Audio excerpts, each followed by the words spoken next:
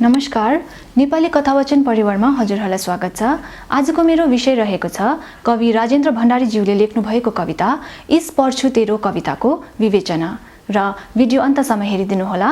यदि तपाईलाई भिडियो मन पर्यो भने लाइक गर्न नभुल्नुहोला। साथै यदि तपाई च्यानलमा नयाँ हुनुहुन्छ भने च्यानललाई सब्स्क्राइब गरिदिनुहोला।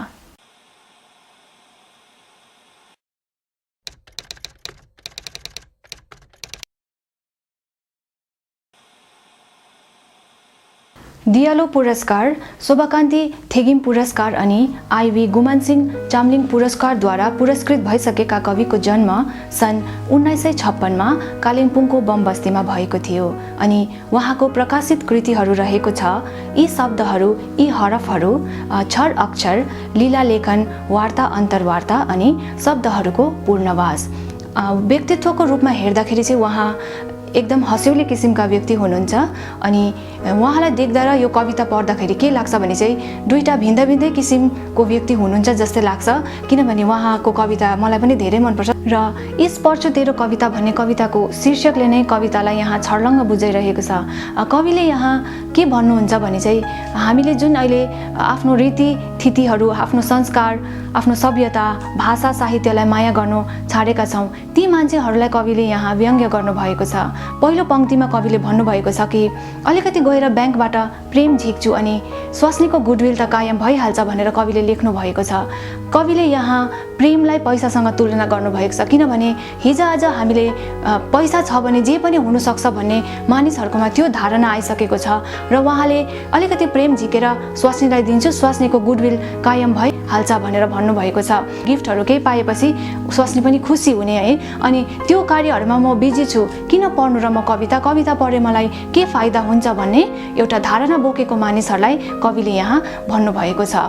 इस पढ्छु तेरो कविता भनेर एउटा जुन चाहिँ कविले एउटा पात्र बनाएर यो कवितामा राख्नु भएको छ र त्यो पात्रले के भन्छ भने चाहिँ मेरो छोरो अहिले टाढा गएर पढ्दैछ र ऊ पढेर आउँछ अनि ऊ ठुलो मानिस हुन्छ, म चाहिँ किन कविता पढ्नु, ऊ जब ठुलो मान्छे भएर आउँछ त्यति बेला म पनि ठुलै हुन्छु, उसले मेरो नाम बनाउँछ, उसले मेरो नाक ठुलो पार्छ भन्ने एउटा धारणा जुन मानिसहरूले बोकेको छ त्यो कविले यहाँ व्यक्त गर्नुभएको छ।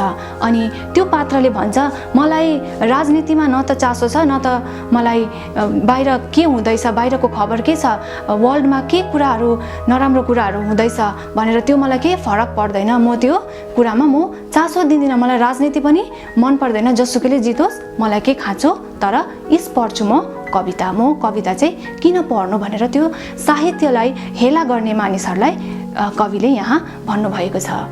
कविले यहाँ भन्नु चाहनु भएको छ कि साहित्यबाट हामीले जुन चाहिँ सन्देशहरू पाउँछौँ, जुन चाहिँ कवितामा सन्देशहरू रहेको हुन्छ, कथा उपन्यासमा केही न केही सन्देशहरू रहेको हुन्छ, त्योहरूलाई हामीले अपनाउन बिर्सेर त्यो सन्देशहरू हामीले नपढेर हामीले नराम्रो कामपट्टि मात्रै अघि बढिरहेको छौँ। हामीले नराम्रो जुन चाहिँ जाँड रक्सीहरू खाने अहिले धेरै चलन छ, त्यसमा समय व्यस्त गरेर हामीले यहाँ राम्रो काम साहित्यलाई नदिएर नराम्रोपट्टि मात्रै लागिरहेका छौँ। मानिसहरू यस्तो अवस्थामा पुगिरहेका छन् कि उनीहरूलाई थाहा हुन्छ कि त्यो एल्कोहल होइन, त्यो रम रक्सीहरू नराम्रो हो, तर त्यही वातावरण नै उनीहरूलाई राम्रो लाग्छ। बिहान उठेर जब प्रकृतिको त्यो आवाज सुन्छ, त्यो चराहरू कराएको सुन्छ, त्यो सुनेर पनि मानिसहरूलाई आजकल झिझो लाग्नु थालेको छ, त्यो प्रकृति नै उनीहरूलाई नराम्रो लाग्नु थालेको छ भनेर यहाँ कविले बताउनु भएको छ। अनि त्यो नराम्रो कामले जुन चाहिँ आफ्नो शरीरहरू पनि बिगारिरहेको हुन्छ हैन, र कविले यहाँ लेख्नु भएको छ कि मेरो आँखा कस्तो एल्कोहलिक देखेको भनेर लेख्नु भएको छ, तर उसलाई त्यो देख्दा उसलाई न केही असर पर्छ, न म अबदेखि म यो खान्न भनेर उसले तय गर्छ, किनकि उसलाई त्यो एल्कोहलिक आँखा बोकेर हिँड्नुमै ऊ बिजी छ र ऊ खुसी पनि छ। उसको शरीरमा कतिवटा बिमारीहरू आइसकेको छ, तर त्यो उसलाई केही वास्ता नै छैन। अनि त्यो मानिसले भन्छ म यो कामहरूमा व्यस्त छु, म किन तिम्रो कविता पढिरहनु, इस पढ्छु तेरो कविता भनेर त्यो पात्रले यहाँ भनिरहेको छ। र कविले भन्नुभएको छ कि हिजोआज मानिसहरूको मनबाट दया, क्षमा, करुणा र धर्म जस्ता चिजहरू, भावहरू सबै नष्ट भएर जाँदैछ। अनि कविको कुरा गर्दा अथवा साहित्यको कविताको कुरा गर्दा मानिसहरू के भन्छन् भने कवि भनेको त्यो भानुभक्त होइन, लक्ष्मीप्रसाद पौडेल हो कि लेखनाथ देवकोटा भनेर जुन चाहिँ कविहरूको नाम समेत बिर्सेर गइसकेका छन् अनि साहित्यलाई हेला गरिरहेका छन्। अनि उहाँले भन्नुभएको छ कि मानिसहरू आजकल नराम्रो काममा यति साह्रो व्यस्त भएको छ कि कविता पढ्ने फुर्सद पनि छैन। अनि त्यो पात्रको माध्यमबाट उहाँले लेख्नु भएको छ कि म सुत्छु, म उठ्छु, उतापट्टि पल्लो घरमा तास खेल्न जान्छु, म जे पनि गर्छु, तर किन पढ्नु म कविता, इस पढ्छु तेरो कविता, मलाई कविता पढ्ने फुर्सदै छैन। त्यो कविताले न मलाई केही राम्रो गर्छ कि मेरो बिल्डिङ बनाइन्छ, कविता पढ्दा मेरो बिल्डिङ बनिन्छ, अथवा मेरो जिउमा भएको रोग डायबिटिज अथवा मेरो पत्नीको रोग जाति बनाउँछ, किन पढ्नु म कविता भन्ने जुन चाहिँ भावना छ, त्यो भावना कविले यो पात्रको माध्यमबाट यहाँ प्रस्तुत गर्नुभएको छ। र कविले यहाँ न्यायलाई पनि पैसासँग आजकल मानिसहरू तुलना गर्छन् भन्ने एउटा सत्यलाई पनि यहाँ कविले राख्नु भएको छ। र उहाँ भन्नुहुन्छ कि हिजोआज त एउटा यो क्राइम पनि एउटा के भएको छ भने चाहिँ त्यो क्राइमलाई छोप्नको निम्ति पनि अलिकति पैसा दियो भने त्यो पनि ढाकछोप भइहाल्छ। यहाँ हिजोआज सत्य र असत्यको बिचमा रहेको पर्दा चाहिँ त्यो पैसा नै हो भन्ने यहाँ कविले बताउनु भएको छ। अनि त्यो पैसा जतापट्टि ढल्किन्छ त्यतापट्टि नै विजय हुन्छ भन्ने कुरा यहाँ कविले बताउनु भएको छ। हुन त यो सत्य नै हो, किनभने हामीले देख्दै आएको सुन्दै आएको है, जहाँनिर क्राइम भएको हुन्छ तर त्यो न्याय पाउन सकेको हुँदैन, किनभने त्यसलाई पैसाले नै किनिरहेको हुन्छ मानिसहरूले। र आज यो नै यो संसारको नियम जस्तै एउटा भइसकेको छ। पात्रको माध्यमबाट कविले भन्नुहुन्छ कि यो ल भनेको, यो ट्रुथ भनेको त एउटा कन्सेप्ट मात्रै रहेको छ हिजोआज, सबै थोक पैसाले नै किन्न सकिन्छ भन्ने विचार जुन मानिसहरूमा रहेको छ, कविले त्यो विचार यो पात्रको माध्यमद्वारा प्रस्तुत गर्नुभएको छ। र कविले भन्नुभएको छ कि मानिसहरू होइन आफ्नो प्रेस्टिज देखाउनको लागि सानो घरमा कुकुरहरू पाल्छ, सानो कुकुरहरू यसरी बोकेर यसरी हिँड्छ है, र त्यो कुकुरको चासो गर्नु, त्यो कुकुरले आज पिसाब गरेको छैन बिहानदेखि भनेर उसलाई जुन चाहिँ मान्छेलाई टेन्सन हुन्छ, त्यो कुकुरको टेन्सन उनीहरूले लिन्छन्। तर त्यो एउटा समय हुँदैन कि त्यो साहित्यपट्टि अलिकति ध्यान दिउँ, त्यो साहित्य पनि पढौँ, कविता पनि पढौँ भन्ने उहाँहरूलाई ध्यान हुँदैन। र त्यही कुराहरू कविले यहाँ पात्रको माध्यमबाट व्यक्त गर्नुभएको छ।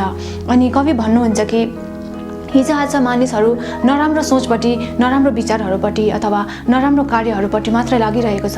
त्यो कविताबाट आउने सन्देश अथवा दार्शनिक कुराहरू पनि बुझ्न चाहँदैनन्। त्यसैले गर्दा नकारात्मक सोचमाथि मान्छेहरू ढल्किरहेका छन् भन्ने कुरा पनि यहाँ कविले प्रस्तुत गर्नुभएको छ। र कविले यहाँ भन्नुभएको छ कि हिजोआज मानिसहरू आफ्नो लोकगीत, आफ्नो झ्याउरे गीतहरू नसुनेर पश्चिमका गीतहरू सुन्ने गर्छन्। अनि त्यो गीत सुन्ने समय हुन्छ तर उहाँहरूकोमा एउटा कविता पढ्ने समय हुँदैन भन्ने कुरा यहाँ व्यक्त गर्नुभएको छ। अनि त्यो पात्रले भन्छ कि किन पढ्नु म कविता, बरु त्यो कविता पढ्नुभन्दा त म डटी जोक्स पढ्छु, कमिक्स पढ्छु, अनि किन पढ्नु त त्यो कविताले मलाई केही फाइदा यहाँ गराउँदैन अनि मेरो प्रेस्टिज पनि डाउन हुन्छ भन्ने कुरा पनि यहाँ कविले व्यक्त गर्नुभएको छ। र के हुन्छ भने चाहिँ नेपाली साहित्यलाई माया गर्दा, नेपाली कथा उपन्यास कविता अथवा डल्लै साहित्य नै भनौँ, त्यसलाई माया गर्दा नेपाली पो पढेको भन्ने मानिसहरू पनि हाम्रो समाजमा कतिजना छन्। र ती मानिसहरूलाई कविले यहाँ व्यङ्ग्य गर्नुभएको छ। र त्यो पात्रले भनेको छ कि म अङ्ग्रेजी फिल्म हेर्छु अथवा सुत्छु, हाई काट्दै बस्छु, के विचार गर्छु अथवा नाना थरीका कुराहरू सोच्छु, तर इस पढ्छु तेरो कविता भनेर यहाँ कविताको अन्त भएको छ।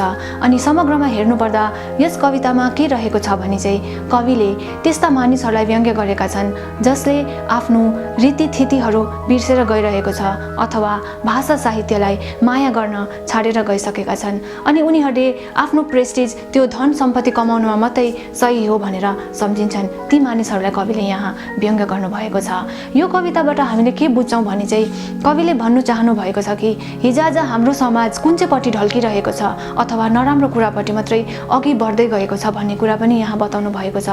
अर्को कुरा यहाँ कविले के बताउनु भएको छ भने चाहिँ हामीले साहित्यलाई पनि माया गर्नुपर्छ। कम्तीमा कम्ती भन्दा पनि समय निकालेर यदि हामीले त्यो साहित्यलाई माया गर्यौँ, त्यो कविताहरू पढ्यौँ, कथाहरू पढ्यौँ भने त्यसबाट हामीले केही न केही राम्रो कुराहरू लिन सक्छौँ भन्ने कुरा पनि यहाँ कविले भन्नुभएको छ। र यो कविता सरल भाषामा लेखिएको छ अनि यसमा कतिवटा अङ्ग्रेजी शब्दहरू अथवा अङ्ग्रेजी वाक्यहरूको पनि प्रयोग भएको छ। र यस कवितामा कविले साहित्यलाई माया गर्नुपर्छ भन्ने कुरा राख्नु भएको छ अनि साथै हाम्रो समाज कतापट्टि ढल्किँदैछ भन्ने तथ्यलाई पनि यहाँ कविले राख्नु भएको छ। आशा गर्दछु हजुरहरूलाई आजको विषय मन पर्यो होला र आजको भिडियो तपाईहरुलाई कस्तो लाग्छ कमेन्ट सेक्सनमा गएर कमेन्ट गर्नु नभुल्नुहोला। अनि यदि तपाई च्यानलमा नयाँ हुनुहुन्छ भने च्यानललाई सब्स्क्राइब गर्नु नभुल्नुहोला र आउँदो दिनहरुमा पनि म अझै विभिन्न विषयहरुमा भिडियो लिएर हजुरहरूको समक्ष आउने प्रयास गर्नेछु। त्यतिन्जेलसम्म नेपाली कथावाचन परिवारसँग जुडिरहनुहोला। नमस्कार।